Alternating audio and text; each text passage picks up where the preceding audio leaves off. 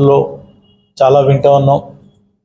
ఈరోజు సముద్ర తీర ప్రాంతాలే కాదు, విమానాశ్రయాలను కూడా మందుతో ముంచెత్తుతామని చెప్పేటువంటి విధంగా ఈరోజు అధికార పార్టీ చంద్రబాబు నాయుడు గారు చేస్తున్నటువంటి ఆలోచనలు, అంటే సంపద సృష్టించడం అంటే సారా పంపిణీ చేయడం అన్నట్టుగా ఈరోజు మనకి కనపడతాం. ఏ ప్రాంతంలో అయినా పులిని చూసి నక్కవాత పెట్టుకున్నట్టుగా ఉండకూడదు. ఆ ప్రాంత స్థితిగతుల పట్ల అవగాహన ఉండాలి.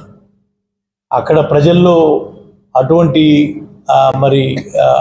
ఆ పరిస్థితులు దానికి అనుకూలంగా ఉన్నాయా లేవా అనేటువంటిది కూడా మనం చూసుకోవాలి.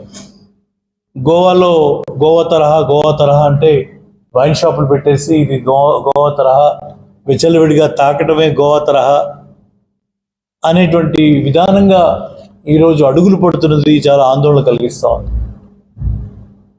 నా మటుకు నేను చదువుకునే రోజుల్లో దాదాపు 1979 కాలేజీ నుంచి మేము ఎక్స్కర్షన్గా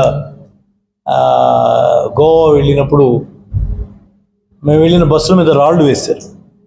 అక్కడ స్థానికులు ఇష్టపడలా, బయట వాళ్ళు రావటం, అక్కడ ఇలా విచ్చలవిడి మద్యం దొరుకుతూ ఉంటే దాన్ని సేవించి అక్కడ బీచ్ల్లో ఉండటం, అవన్నీ స్థానికంగా అప్పుడు చాలా ఇబ్బందికరంగా ఉన్న పరిస్థితులు ఆ రోజు మేము చూసాం. సరే, ఈరోజు దాదాపు 40 ఏళ్ళకి ఒక గోవా అనేది ఒక మెట్రోపాలిటన్ కల్చర్లో ఒక భాగంగా వెళ్తున్న దాన్ని చూసాం. ఈ 40 ఏళ్ల నడకలో ఏం జరిగింది అనేది కూడా చాలా ఇంపార్టెంట్.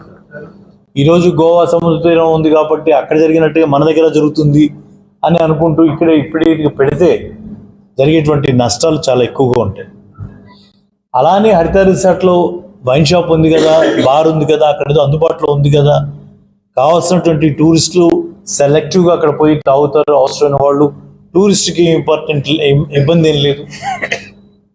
అలా కాకుండా మనం ఓపెన్గా తీసుకుని వచ్చి అక్కడ పెడితే, ఒకటికి 2 షాపులు పెట్టి, మరి చిన్నపిల్లలు వస్తారు, తెలియని వాళ్ళు, తెలిసిన వాళ్ళు, రకరకాల వాళ్ళు ఆ ఎక్స్పోజర్లో వాళ్ళకి ఏం తెలియదు, ఏం చేయాలో తెలియనటువంటి వాళ్ళు మరి అక్కడికి వచ్చి దానివల్ల ఇబ్బంది జరుగుతుందనేటువంటి మరి ఆందోళన అయితే మా అందరికీ ఉంది, ప్రజలకు ఉంది.